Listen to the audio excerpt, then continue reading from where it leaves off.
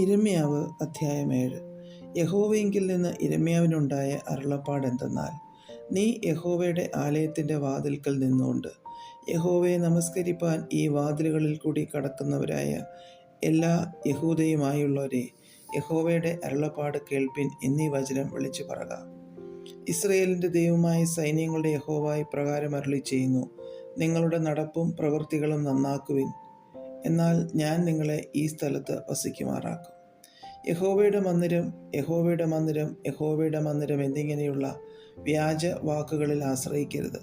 നിങ്ങളുടെ നടപ്പും പ്രവൃത്തികളും നിങ്ങൾ വാസ്തവമായി നന്നാക്കുന്നുവെങ്കിൽ, നിങ്ങൾ തമ്മിൽ ന്യായം നടത്തുന്നുവെങ്കിൽ, പരദേശിയെയും അനാഥനെയും വിധവയെയും പീഡിപ്പിക്കാതെയും കുറ്റമില്ലാത്ത രക്തം ഈ സ്ഥലത്ത് ചിന്നിക്കാതെയും നിങ്ങൾക്ക് ആപത്തിനായി അന്യദേവന്മാരോട് ചെന്നു ചേരാതെയും ഇരിക്കുന്നു എങ്കിൽ, ഞാൻ നിങ്ങളുടെ പിതാക്കന്മാർക്ക് കൊടുത്ത ദേശമായ ഈ സ്ഥലത്ത് നിങ്ങളെ എന്നും എന്നേക്കും വസിക്കുമാറാക്കും. നിങ്ങൾ പ്രയോജനമില്ലാത്ത വ്യാജ വാക്കുകളിൽ ആശ്രയിക്കുന്നു. നിങ്ങൾ മോഷ്ടിക്കുകയും കൊല ചെയ്യുകയും വ്യഭിചരിക്കുകയും കള്ളസത്യം ചെയ്യുകയും ബാലിന് ധൂപം കാട്ടുകയും നിങ്ങൾ അറിയാത്ത ദേവന്മാരോട് ചെന്നു ചേരുകയും ചെയ്യുന്നു. പിന്നെ വന്ന് എൻ്റെ നാമം വിളിച്ചിരിക്കുന്ന ഈ ആലയത്തിൽ എൻ്റെ സന്നിധിയിൽ നിന്നുകൊണ്ട് ഞങ്ങൾ രക്ഷപ്പെട്ടിരിക്കുന്നു എന്ന് പറയുന്നത് ഈ മ്ലേച്ഛതകളൊക്കെയും ചെയ്യേണ്ടതിന് തന്നെയോ? എൻ്റെ നാമം വിളിച്ചിരിക്കുന്ന ഈ ആലയം കള്ളന്മാരുടെ ഗുഹയെന്ന് നിങ്ങൾക്ക് തോന്നുന്നുവോ? എനിക്കും അത് അങ്ങനെ തന്നെ തോന്നുന്നു എന്ന് യഹോവയുടെ അരുളപ്പാട്. എന്നാൽ ആദിയിൽ എൻ്റെ നാമം വിളിച്ചിരുന്ന ശീലോവിലുള്ള എൻ്റെ വാസസ്ഥലത്ത് നിങ്ങൾ ചെന്ന് എൻ്റെ ജനമായ ഇസ്രയേലിൻ്റെ ദുഷ്ടത നിമിത്തം ഞാൻ അതിനോട് ചെയ്തത് നോക്കുവേൻ. ആകയാൽ നിങ്ങൾ ഈ പ്രവൃത്തികളെയൊക്കെയും ചെയ്യുകയും ഞാൻ അധികാലത്തും ഇടപെടാതെയും നിങ്ങളോട് സംസാരിച്ചു വന്നിട്ടും നിങ്ങൾ കേൾക്കാതിരിക്കുകയും ഞാൻ നിങ്ങളെ വിളിച്ചിട്ടും നിങ്ങൾ ഉത്തരം പറയാതിരിക്കുകയും ചെയ്യുക കൊണ്ട് എൻ്റെ നാമം വിളിച്ചിരിക്കുന്നതും നിങ്ങൾ ആശ്രയിക്കുന്നതുമായ ഈ ആലയത്തോടും നിങ്ങൾക്കും നിങ്ങളുടെ പിതാക്കന്മാർക്കും ഞാൻ തന്നിരിക്കുന്ന ഈ സ്ഥലത്തോടും ശീലോവോട് ചെയ്തതുപോലെ ഞാൻ ചെയ്യും. നിങ്ങളുടെ സകല സഹോദരന്മാരുമായ എഫ്രയീം സന്തതിയെ ഒക്കെയും ഞാൻ തള്ളിക്കളഞ്ഞതുപോലെ നിങ്ങളെയും എൻ്റെ മുമ്പിൽ നിന്ന് തള്ളിക്കളയുമെന്ന് യഹോവയുടെ അരുളപ്പാട്. അതുകൊണ്ട് നീ ഈ ജനത്തിനു വേണ്ടി പ്രാർത്ഥിക്കരുത്, അവർക്ക് വേണ്ടി യാചനയും പ്രാർത്ഥനയും കഴിക്കരുത്, എന്നോട് പക്ഷപാതം ചെയ്യുകയുമരുത്. ഞാൻ നിന്റെ അപേക്ഷ കേൾക്കുകയില്ല. യഹൂദാ പട്ടണങ്ങളിലും യെരൂശലേമിൻ്റെ വീഥികളിലും അവർ ചെയ്യുന്നത് നീ കാണുന്നില്ലയോ? എനിക്ക് കോപം വരത്തക്കവണ്ണം അവർ ആകാശരാജ്ഞിക്ക് അപ്പം ചുടേണ്ടതിനും അന്യദേവന്മാർക്ക് പാനീയബലി പകരേണ്ടതിനും മക്കൾ വിറക് പെറുക്കുകയും അപ്പന്മാർ തീ കത്തിക്കുകയും സ്ത്രീകൾ മാവ് കുഴിക്കുകയും ചെയ്യുന്നു. എന്നാൽ അവർ എന്നെയോ മോഷിപ്പിക്കുന്നത്? സ്വന്ത ലജ്ജയ്ക്കായിട്ട് തങ്ങളെ തന്നെയല്ലയോ എന്ന് യഹോവയുടെ അരുളപ്പാട്. അതുകൊണ്ട് യഹോവയായ കർത്താവ് ഇപ്രകാരം അരുളി ചെയ്യുന്നു, ഇതാ എൻ്റെ കോപവും എൻ്റെ ക്രോധവും ഈ സ്ഥലത്ത് മനുഷ്യൻ്റെ മേലും മൃഗത്തിന്മേലും പറമ്പിലെ വൃക്ഷങ്ങളിന്മേലും നിലത്തിലെ വിളവിന്മേലും ചൊരിയും. അത് കെട്ടുപോകാതെ ജ്വലിച്ചു കൊണ്ടിരിക്കും.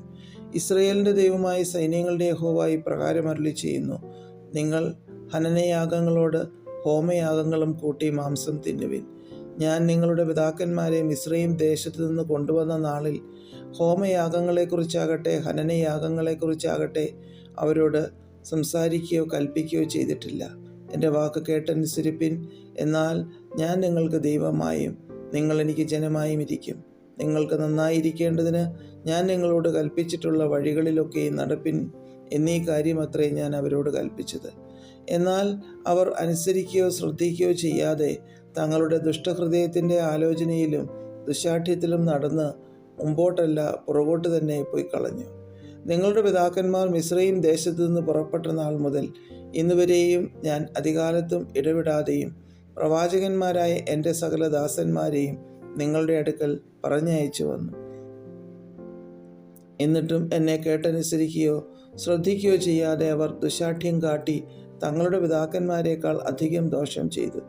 ഈ വചനങ്ങളെയൊക്കെയും നീ അവരോട് പറയുമ്പോൾ അവർ നിനക്ക് ചെവി തരികയില്ല. നീ അവരെ വിളിക്കുമ്പോൾ അവർ ഉത്തരം പറയുകയില്ല. എന്നാൽ നീ അവരോട് പറയേണ്ടത്, തങ്ങളുടെ ദൈവമായ യഹോവയുടെ വാക്ക് കേട്ടനുസരിക്കുകയോ ഉപദേശം കൈക്കൊള്ളുകയോ ചെയ്യാത്ത ജാതിയാകുന്നു ഇത്. വിശ്വസ്തത നശിച്ച് അവരുടെ വായിൽ നിന്ന് നിർമൂലമായിരിക്കുന്നു. നിന്റെ തലമുടി കത്രിച്ച് എറിഞ്ഞു കളക. മൊട്ടക്കുന്നിന്മേൽ കയറി വിലാപം കഴിക്ക. യഹോവ തൻ്റെ ക്രോധത്തിൻ്റെ സന്തതിയെ ഉപേക്ഷിച്ച് തള്ളിക്കളഞ്ഞിരിക്കുന്നു. യഹൂദാപുത്രന്മാർ എനിക്ക് അനിഷ്ടമായുള്ളത് ചെയ്തു എന്ന് യഹോവയുടെ അരുളപ്പാട്. എൻ്റെ നാമം വിളിച്ചിരിക്കുന്ന ആലയത്തെ മലിനമാക്കുവാൻ തക്കവണ്ണം അവർ തങ്ങളുടെ മ്ലേച്ഛ വിഗ്രഹങ്ങളെ അതിൽ പ്രതിഷ്ഠിച്ചിരിക്കുന്നു. തങ്ങളുടെ പുത്രന്മാരെയും പുത്രിമാരെയും അഗ്നിയിലിട്ട് ദഹിപ്പിക്കേണ്ടതിന് അവർ ബെൻഹിന്നോം താഴ്വരയിലുള്ള തോഫത്തിലെ പൂജാഗിരികളെ പണിതിരിക്കുന്നു. അത് ഞാൻ കൽപ്പിച്ചതല്ല, എൻ്റെ മനസ്സിൽ തോന്നിയതുമല്ല. അതുകൊണ്ട് ഇനി അതിന് തോഫത്ത് എന്നും ബെൻഹിന്നോം താഴ്വരയെന്നും പേര് പറയാതെ കൊലത്താഴ്വര എന്ന് പേർ വിളിക്കുന്ന കാലം വരും എന്ന് യഹോവയുടെ അരുളപ്പാട്. വേറെ സ്ഥലം ഇല്ലായ്ക കൊണ്ട് അവർ തോഫത്തിൽ ശവമടക്കും. എന്നാൽ ഈ ജനത്തിൻ്റെ ശവങ്ങൾ ആകാശത്തിലെ പക്ഷികൾക്കും ഭൂമിയിലെ കാട്ടുമൃഗങ്ങൾക്കും ഇരയായിത്തീരും. ആരും അവയെ ആട്ടിക്കളയുകയുമില്ല. അന്ന് ഞാൻ യഹൂദാ പട്ടണങ്ങളിൽ നിന്നും യെരൂശലേം വീഥികളിൽ നിന്നും ആനന്ദഘോഷവും സന്തോഷധ്വനിയും മണവാളൻ്റെ സ്വരവും മണവാട്ടിയുടെ സ്വരവും നീക്കിക്കളയും. ദേശമോ ശൂന്യമായി കിടക്കും. അധ്യായം 8. ആ കാലത്ത് അവർ യഹൂദ രാജാക്കന്മാരുടെ അസ്ഥികളെയും പ്രഭുക്കന്മാരുടെ അസ്ഥികളെയും പുരോഹിതന്മാരുടെ അസ്ഥികളെയും പ്രവാചകന്മാരുടെ അസ്ഥികളെയും യെരൂശലേം നിവാസികളുടെ അസ്ഥികളെയും കുഴികളിൽ നിന്നെടുത്ത് തങ്ങൾ സ്നേഹിച്ചതും സേവിച്ചതും പിൻചെന്ന് അന്വേഷിച്ചതും നമസ്കരിച്ചതുമായ സൂര്യനും ചന്ദ്രനും ആകാശത്തിലെ സർവ്വസൈന്യത്തിനും മുമ്പാകെ അവയെ നിരത്തിവെക്കും.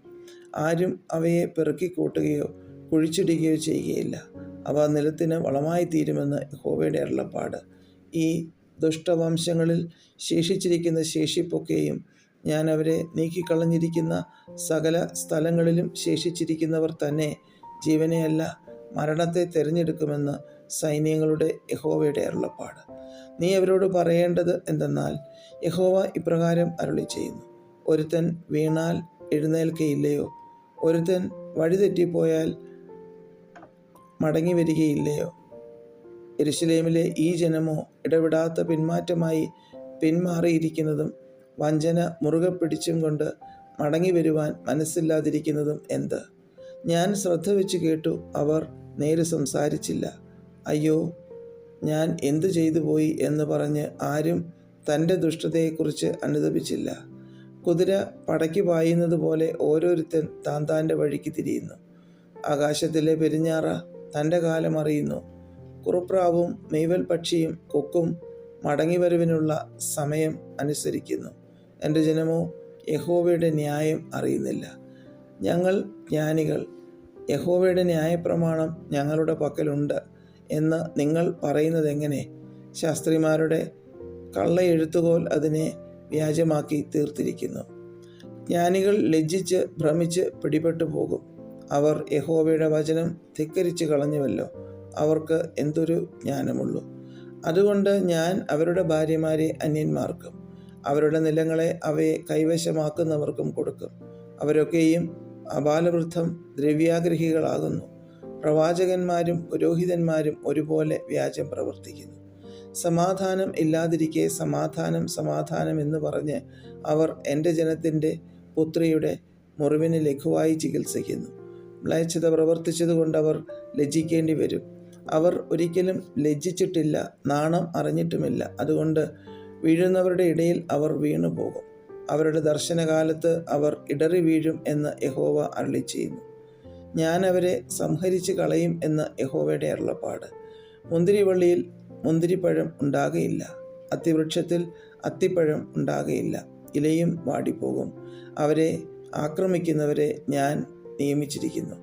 നാം അനങ്ങാതിരിക്കുന്നതെന്ത്? കൂടി വരുവിൻ, നാം ഉറപ്പുള്ള പട്ടണങ്ങളിൽ ചെന്ന് അവിടെ നശിച്ചു പോക. നാം യഹോവയോട് പാപം ചെയ്യുക കൊണ്ട് നമ്മുടെ ദൈവമായ യഹോവ നമ്മെ നഞ്ചുവെള്ളം കുടിപ്പിച്ചു നശിപ്പിച്ചിരിക്കുന്നു. നാം സമാധാനത്തിനായി കാത്തിരുന്നു, എന്നാൽ ഒരു ഗുണവും വന്നില്ല. രോഗശമനത്തിനായി കാത്തിരുന്നു, എന്നാൽ ഇതാ ഭീതി. അവൻ്റെ കുതിരകളുടെ ചിറാലിപ്പ് ദാനിൽ നിന്ന് കേൾക്കുന്നു. അവൻ്റെ ആൺകുതിരകളുടെ മതഗർജനം കൊണ്ട് ദേശമൊക്കെയും വിറയ്ക്കുന്നു. അവ വന്ന് ദേശത്തെയും അതിലുള്ള സകലത്തെയും നഗരത്തെയും അതിൽ വസിക്കുന്നവരെയും വിഴുങ്ങിക്കളയും. ഞാൻ സർപ്പങ്ങളെയും മന്ത്രം ഫലിക്കാത്ത അണലികളെയും നിങ്ങളുടെ ഇടയിൽ അയക്കും. അവ നിങ്ങളെ കടിക്കും എന്ന് യഹോവയുടെ അരുളപ്പാട്. അയ്യോ, എൻ്റെ സങ്കടത്തിൽ എനിക്ക് ആശ്വാസം വന്നെങ്കിൽ കൊള്ളായിരുന്നു. എൻ്റെ മനസ്സ് വല്ലാതെ ഇരിക്കുന്നു. കേട്ടോ, ദൂരദേശത്ത് നിന്ന് എൻ്റെ ജനത്തിൻ്റെ പുത്രി സിയോനിൽ യഹോവ വസിക്കുന്നില്ലയോ? അവളുടെ രാജാവ് അവിടെ ഇല്ലയോ എന്ന് നിലവിളിക്കുന്നു. അവർ തങ്ങളുടെ വിഗ്രഹങ്ങൾ കൊണ്ടും അന്യദേശങ്ങളിലെ മിഥ്യാമൂർത്തികൾ കൊണ്ടും എന്നെ കോപിപ്പിച്ചത് എന്തിന്? കൊയ്ത്ത് കഴിഞ്ഞു, ഫലശേഖരവും കഴിഞ്ഞു, നാം രക്ഷിക്കപ്പെട്ടതുമില്ല. എൻ്റെ ജനത്തിൻ പുത്രിയുടെ മുറിവ് നിമിത്തം ഞാനും മുറിപ്പെട്ട് ദുഃഖിച്ചു നടക്കുന്നു. സ്തംഭനം എന്നെ പിടിച്ചിരിക്കുന്നു. ഗിലെയാദിൽ സുഗന്ധതൈലം ഇല്ലയോ? അവിടെ വൈദ്യൻ ഇല്ലയോ? എൻ്റെ ജനത്തിൻ പുത്രിക്ക് രോഗശമനം വരാതെ ഇരിക്കുന്നതെന്ത്?